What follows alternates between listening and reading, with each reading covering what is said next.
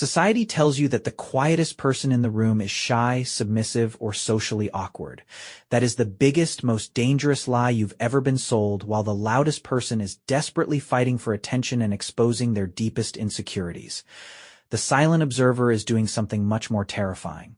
They are collecting data, they are mapping out your weaknesses, your triggers, and the hidden patterns in your behavior that you don't even know exist.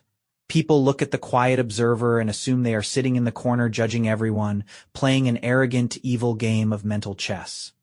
But the truth is entirely different. What looks like manipulation is actually a state called hyper-vigilance. Scanning a room for micro-expressions, shifts in tone, and hidden motives isn't about being manipulative. It is an automatic defense mechanism.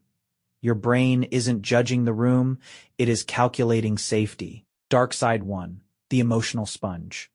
But this superpower comes with a heavy price. The first is becoming the emotional sponge. Have you ever wondered why you feel completely exhausted after a social setting? Even if you barely spoke a single word? It is because when you observe everything, you absorb everyone. You absorb the room's hidden anxiety. You absorb the fake confidence.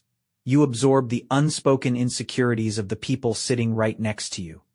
Your brain burns massive amounts of glucose processing this unspoken data. You aren't just sitting quietly internally, you are running a marathon. Dark side 2. The curse of knowing too much. Which leads directly to the second dark side. The curse of knowing too much.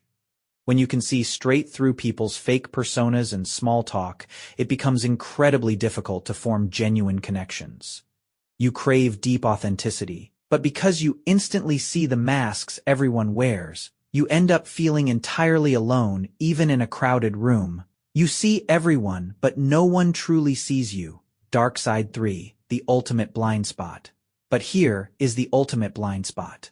The plot twist of the quiet observer. When your psychological radar is permanently pointed outward at other people, the less you see your own flaws. But remember, the most terrifying thing to analyze is yourself. Quiet observers often use their brilliant analysis of others as a shield. As long as you are decoding someone else's trauma, you never have to confront your own internal chaos. The root cause high IQ meets conditioning. So, where does this come from? This trait doesn't just appear out of nowhere. It is usually the result of two things colliding: high innate intelligence and childhood conditioning. If you grew up in an environment where you had to read the room just to avoid conflict, to predict the adult's moods, or to protect yourself, your brain hardwired this habit as a survival tool. It is a beautifully complex adaptation, but today it is running on outdated software. You aren't broken. You are just highly adapted to a danger that is no longer there. The antidote: selective ignorance. So, how do you turn it off? The truth is, you can't delete your hyper-awareness, but you can learn to dim the volume. The antidote is a practice called selective ignorance. Just because you notice a micro-expression of insecurity in someone does not mean you have to process it. You have to give yourself permission to let people be messy, complicated, and unanalyzed.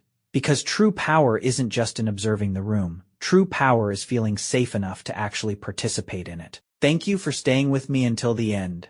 Don't forget to subscribe to keep exploring the hidden sides of psychology.